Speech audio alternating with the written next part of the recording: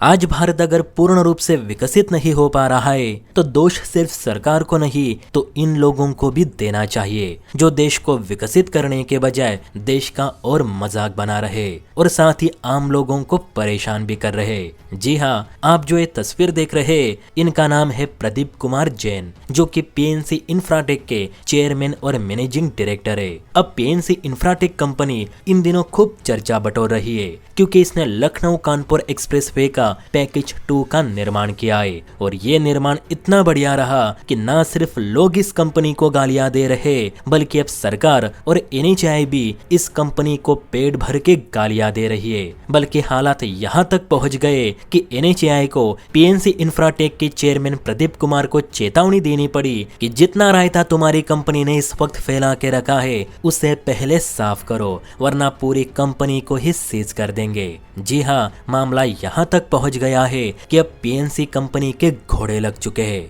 दरअसल आप सभी जानते हैं कि 13 जुलाई 2026 को लखनऊ कानपुर ग्रीनफील्ड एक्सप्रेसवे का उद्घाटन किया गया और इसके करीब 12 दिन बाद ही यानी 26 जुलाई को उन्नाव के कोरारी इलाके में कानपुर से लखनऊ वाली लेन में सड़क का लगभग 5 से 7 मीटर का हिस्सा धंस गया, जबकि उस समय बारिश भी हल्की फुल्की ही थी। लेकिन जैसे मौसम ने अपनी रफ्तार पकड़ी वैसे वैसे इस एक्सप्रेसवे पर कई जगह से धंसने और स्लीपेज की शिकायतें आने लगी। ताजा रिपोर्ट्स के मुताबिक करीब 300 मीटर के हिस्से में स्लीपेज की समस्या सामने आई है और इस 300 मीटर के एरिया में लगभग 84 जगहों पर सड़क पूरी तरह से धंस चुकी है, जो कि अपने आप में एक वर्ल्ड रिकॉर्ड है कि इतनी कम दूरी में सड़क इतनी जगह कैसे धंसी, जबकि इस सड़क को बनाने के लिए 4700 करोड़ रुपए खर्च किए गए हैं। तो अब लोग सवाल कर रहे कि सड़क बनाने में सीमेंट इस्तेमाल किया गया था या फिर गोबर। जी हाँ, पीएनसी इंफ्राटेक ने कानपुर लखनऊ एक्सप्रेसवे का लगभग 45 किलोमीटर का हिस्सा बनाया है, जो कि हाईवे के पैकेज 2 में आता है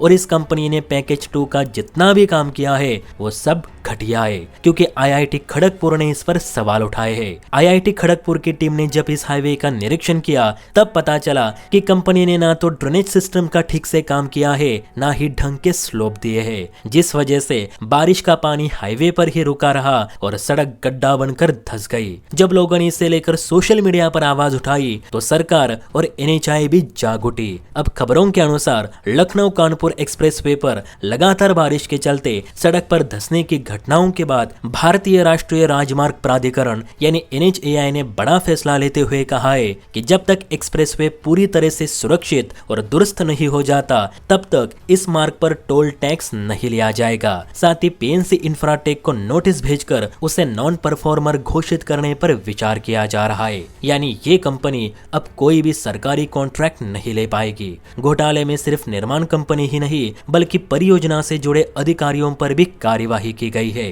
project manager Vivek Gupta Kumar, independent engineer team leader Surendra Kumar और रेजिडेंट इंजीनियर यतेंद्र कुमार को परियोजना से हटा दिया गया है। कंपनी को 3 करोड़ की फाइन भी लगा दी है, यानी एक्सप्रेसवे के प्रभावित हिस्से के मरम्मत का खर्चा खुद कंपनी अपने जेब से भरेगी। साथ ही कंपनी पर परफॉर्मेंस सिक्योरिटी का 2% अतिरिक्त जुर्माना लगाने का भी प्रस्ताव रखा गया है और सख्त निर्देश दिए गए हैं कि जब तक सड़क एकदम चलने लायक नहीं बनती तब तक लोगों से 1 रुपए का टोल भी नहीं लिया जाएगा, वरना कंपनी को अगले आदेश तक सीज की जाएगी। अब इनमें सबसे बड़ी बात यह है कि इस पूरे मामले पर हमारे सड़क परिवहन मंत्री चुप्पी साधे बैठे हैं, जिस पर आप क्या कहना चाहेंगे कमेंट करके जरूर बताना। जय हिंद।